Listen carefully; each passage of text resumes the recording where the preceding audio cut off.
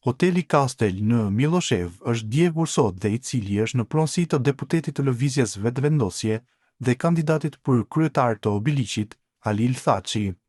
Ende nuk dihet se prej çka është shkaktuar zjarri.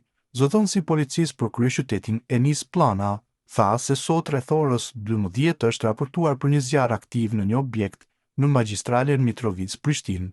Policia menjëherë ka dalë në vendin e ngjarjes, po ashtu janë ftuar edhe zjarrfikësit. Nga informatat fillestare nuk raportohet për persona të lënduar, aktualisht po vjen puna hetimore për sqarimin e plotë të rrethanave që karakterizojnë ngjarjen, tha ai.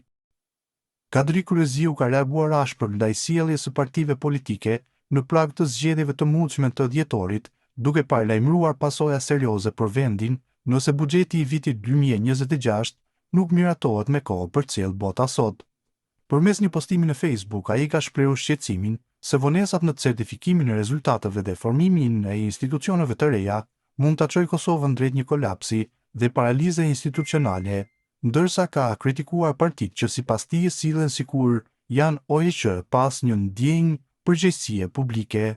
Në vim postimi i tij plot. Nëse në dhjetor shkohet në zgjedhje, certifikimi i rezultateve mund të ndodhë në fund të janarit apo në fillim të shkurtit 2026, kur do të diskutohet kuvendi i ri, kur do të zgjidhet qeveria e re.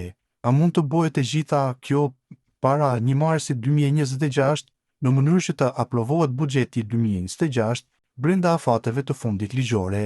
Me këto parti politike nuk e besoj. Nëse buxheti 2026 nuk aprovohet tani, më 1 mars 2026 Kosova kalon në kolaps dhe paralizë institucionale. Habitem, sinqerisht habitem, si disa parti politike sillen thuajse se janë organizata jo qeveritare pas një ndjenjë përgjegjësie publike, mbajnë ligjërata e nuk japin zgjidhje, fatkeqësi dhe mjerim